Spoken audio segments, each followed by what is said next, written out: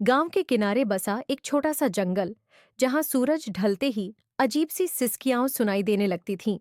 किसी ने कभी हिम्मत नहीं की कि रात के समय उस जंगल में जाए। लोग कहते थे कि वहां आत्माएं भटकती हैं।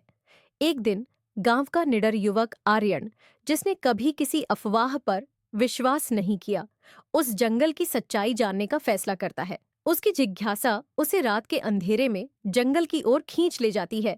चांदनी रात में, जब चारों तरफ सन्नाटा था, आर्यन अकेला जंगल में प्रवेश करता है।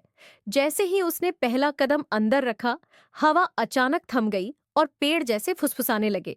लेकिन आर्यन डरा नहीं। उसने अपनी मशाल जलाई और आगे बढ़ा। कुछ ही दूर चलने पर उसे एक टूटी फूटी झोपड़ी दिखाई देती है। उसकी ओर बढ़ते हुए उसे लगा जैसे कोई उसके पीछे है। जब उसने मुड़कर देखा तो वहां कुछ नहीं था। आर्यन ने हिम्मत से काम लिया और झोपड़ी के दरवाजे को धकेला। अंदर का दृश्य चौंकाने वाला था।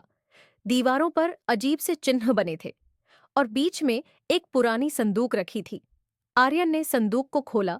उसमें से एक धूल से भरी किताब निकली। जैसे ही उसने किताब के पहले पन्ने को पलटा, अचानक से जोर की चीख सुनाई दी। आर्यन का दिल तेजी से धड़कने लगा, लेकिन उसने खुद को संभाला और पढ़ना शुरू किया। किताब में गांव के इतिहास से जुड़े कई रहस्य दर्ज थे। आर्यन को पता चला कि यह जंगल पहले एक समृद्ध बस्ती था, लेकिन वहां के लोगों ने एक दुर्भावनापूर्ण शक्ति को जागृत कर दिया था, जिसने पूरे गांव को बर्बाद कर दिया। जैसे जैसे आर्यन पढ़ता गया, वैसे वैसे उसे ऐसा महसूस होने लगा कि कोई उसे घूर रहा है। अचानक वह झोपड़ी का दरवाजा खुद ब खुद बंद हो गया। आर्यन ने इधर उधर देखा तो उसे झोपड़ी के एक कोने में एक पुरानी औरत का धुंधला सा चेहरा नजर आया। उसकी आंखें आर्यन को घूर रही थीं और उसके होठों से धीमी आवाज में कुछ बुदबुदाहट हो रही थी। आर्यन ने हिम्मत जुटाकर उससे पूछा, तुम कौन हो?